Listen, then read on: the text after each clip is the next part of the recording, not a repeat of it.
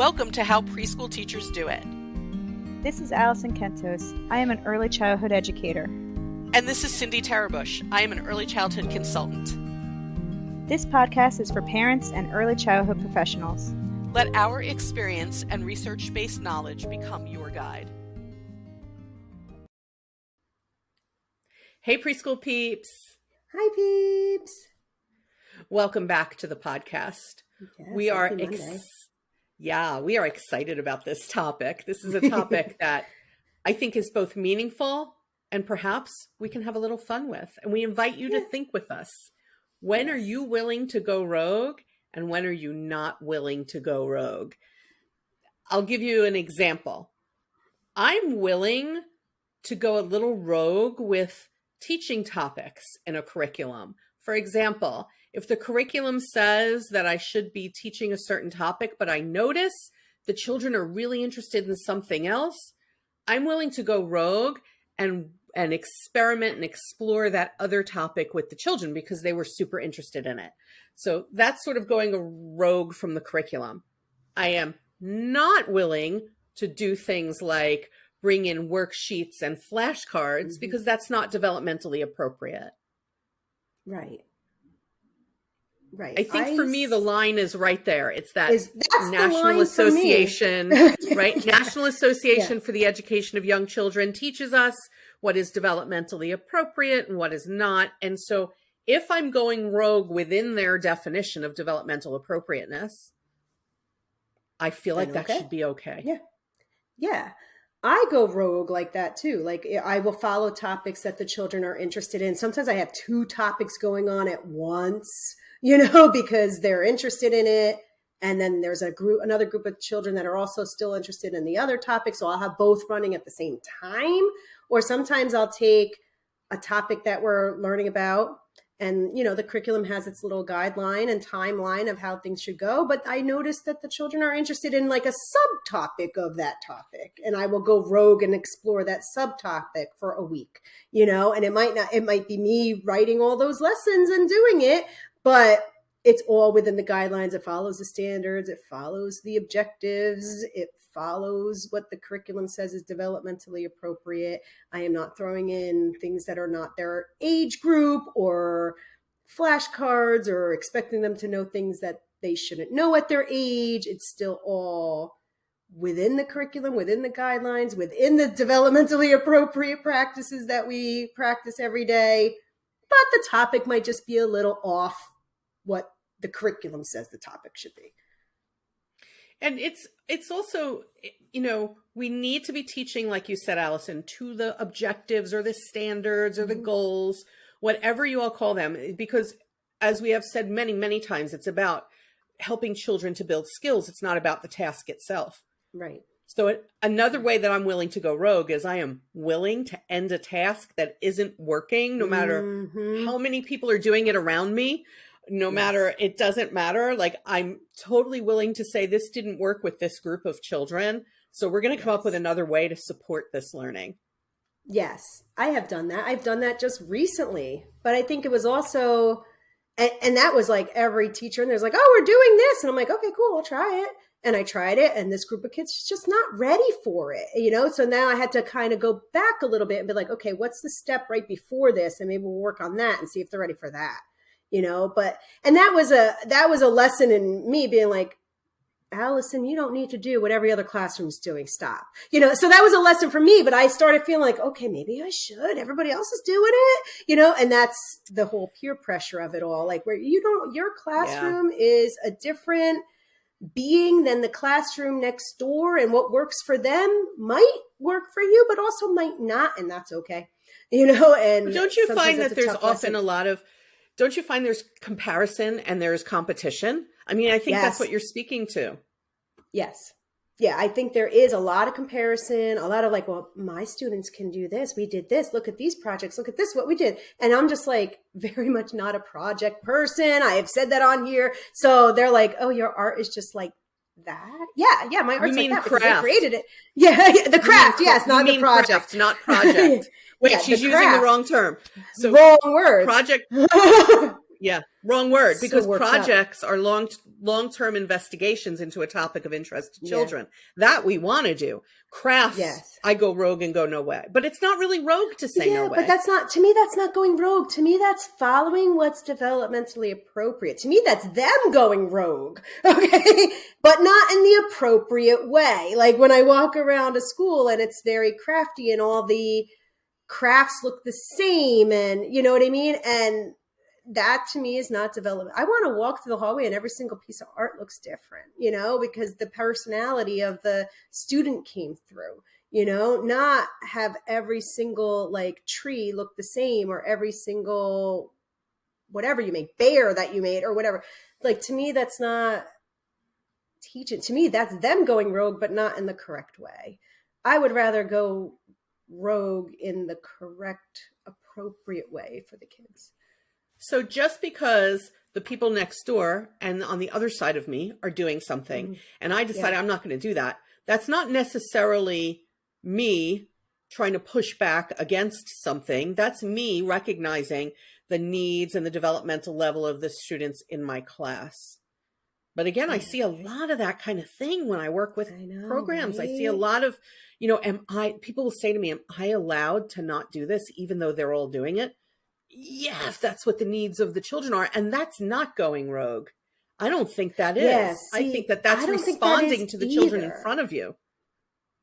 Yeah, and I very much do that. I get those lessons that are in the curriculum and I look at them. I don't just like a lot of the teachers at my school, they'll just be like, all right, submit. They don't even look at it. They don't I will look at that and rearrange it and take lessons out and put new ones in. And just because I know that first off, the skill level of the students in my class, are we there yet? We might not be there yet. So I need to substitute so that it is at their level, or we're just not interested in that yet. And so I'm going to rearrange a little bit.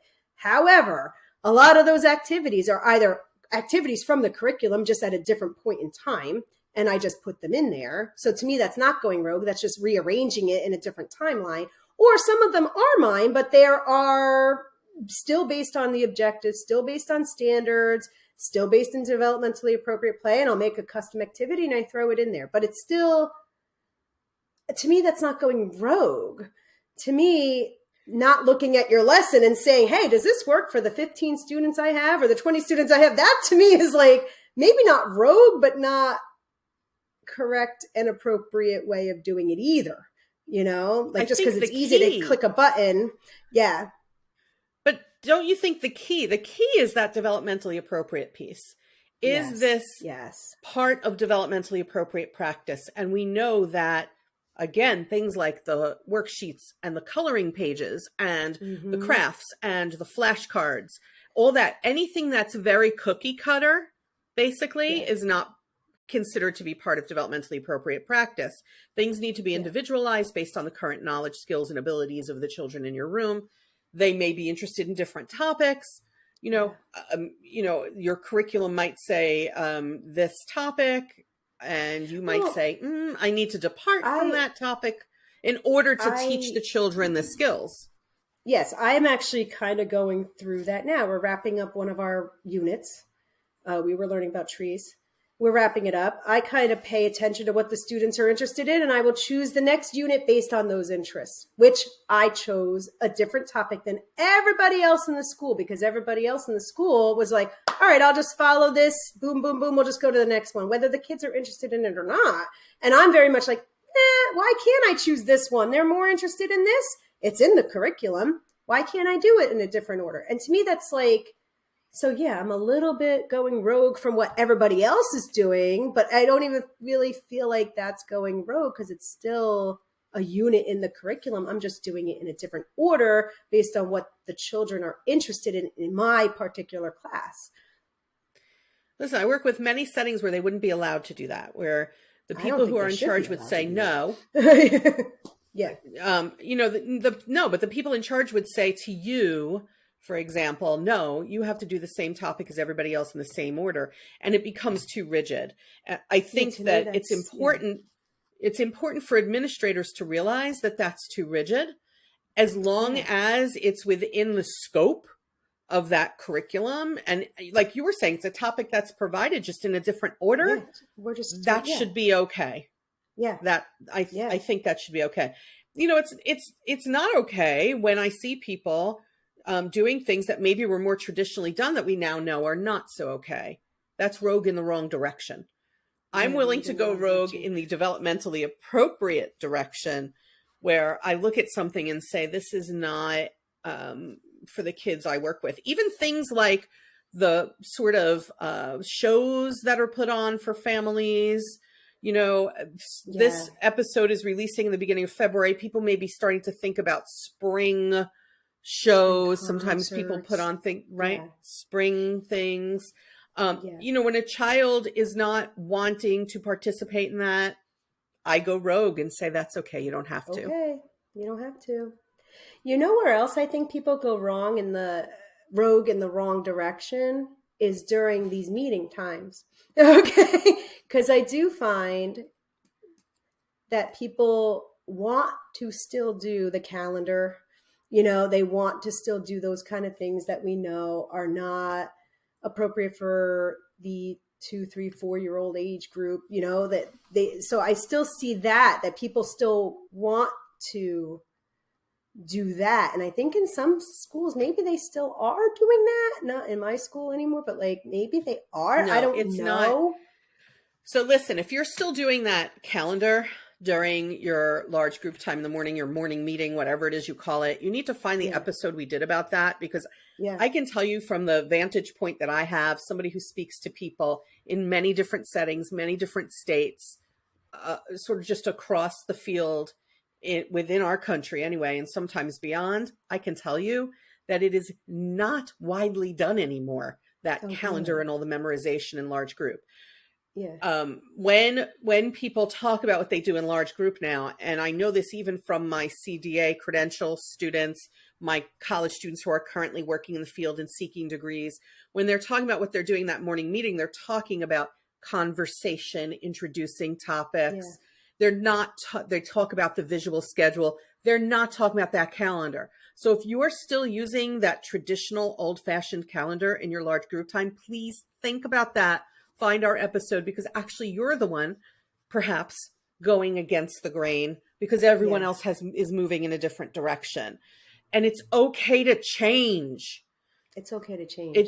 It's okay to change what you do and to try different things.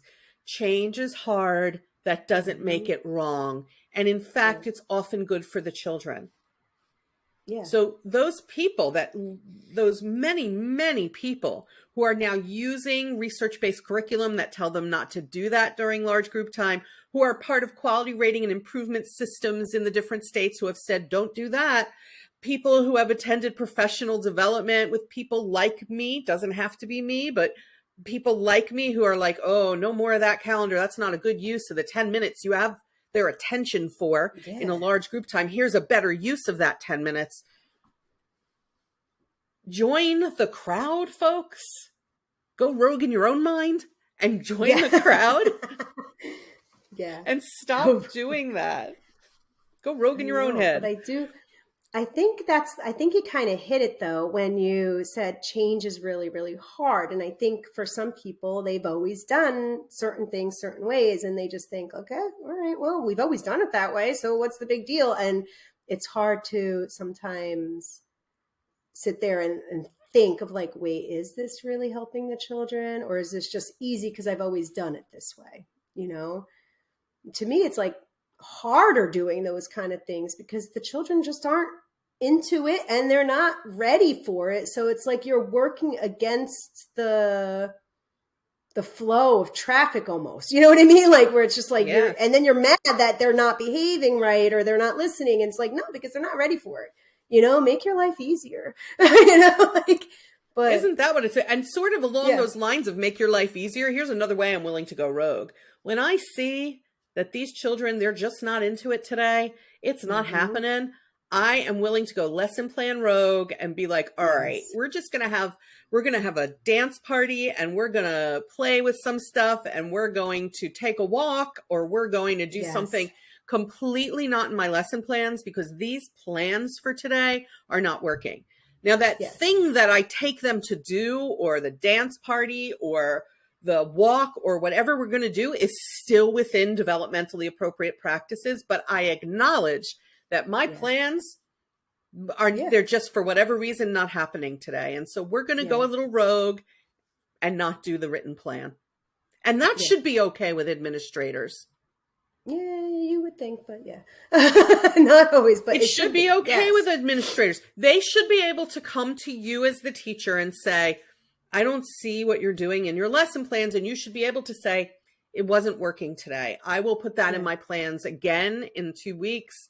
Today, I needed to do something else with the children to get them engaged in what we're doing. Because according to NAEYC, the National Association for the Education of Young Children, developmentally appropriate practice includes children being joyful, playing, and being engaged. So if the children are not going to be engaged by what I wrote on that piece of paper, then I am obligated to go rogue. Yes. Right? Yes. I have an obligation to the children to provide them with an engaging environment. What I wrote sitting by myself during their rest time 3 weeks ago is not engaging today. Yes. And I feel like you have to go day by day. You know, an activity you planned 3 weeks ago where in your head you're like, all right, hey, they're, I think they're ready. Maybe they're not ready. I will abort those lessons right in the middle and be like, all right, this isn't working. And I admit it to them, like, hey, this isn't this isn't working today. Let's go do something different. And that's okay, because I always like kind of narrate it to them, like, this isn't working and it's okay to switch gears when something's not working. And then we'll figure out how we can do it and we'll do it on another day. But right now, let's go take a walk. Let's go outside. Let's go, whatever it might be that you need to do that day, because I think we need to be more flexible with them because life is flexible. Like, you need to be flexible in life, and you need to know, when do I abort this? Do I just keep going crazy trying to do it? Or, do I abort and come back at it 2 weeks from now when I think we're ready? There are times when in a full-time job, when these children grow up, when they're going to need the understanding of someone coming to them and saying, this isn't working today, let me step back and do something else and come back to this, or they're going to need the power to be able to do that themselves. I do it very often in my work. I think I can't do this right now. I'm going to step back, do something else, and go back to this. If we provided workers with that sort of understanding and flexibility, workplaces would be far more engaging for people, and they may be more likely to stay. But the work has to get done, right? So in the workplace, the work has to get done eventually. The work has to get done with the children.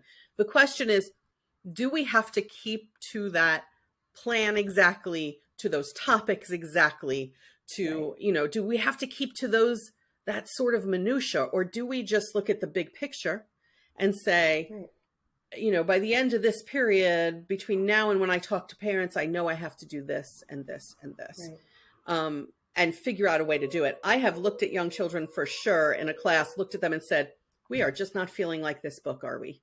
Yeah. And they're like, no. And I'm like, all right, let's get up and dance and move, because we are not, this is not working. But I know other people who will continue to try and plug away at it because it's in their plan. It's written there. And I love a good checklist just like everybody else. And I love checking things off. Sometimes I need to go a little rogue because I can't just check it off. It has to be good for the children. Right. All that said, there's a line. There's a line that I won't cross. I won't cross it. Right. Yeah. I won't cross into the things that the research now tells us is not the best way to teach children. Yeah. If families come and they say, this is how I want you to teach my child. We, for example, use flashcards at home. I'm happy to explain to them that this is not considered developmentally appropriate practice for young children. Here's why. So in our program, we are obligated to maintain practices that are appropriate and that are part of the standards and the expectations of the state. Here's how we teach it in our program. Let me share with you how we teach it in our program. They can do whatever they want at home, folks. I can't stop them from using the coloring pages, the workbooks, and the flashcards. I can't stop them, but I can tell them how we do it here. under Right. the professional obligations and ethics that we have. Yeah. Right. Yeah. And you have to do And that in a then really kind way, not in like a I kind just, way, because you want to be yeah, respectful of what they do at home, but right. you also could educate them, and maybe they'll try it your way and say, oh wow, this is really good, or the child really does enjoy this, but they won't know if you don't tell them, so they just think that what they're doing is Yeah. maybe the right thing, and they might not know. But they also, people get very in their heads about their own upbringing, their own family context, their own Yes. culture. And that's nice and all, but it doesn't necessarily make it the research-based Right. correct way. So, Right. there's that. And we do need to educate people.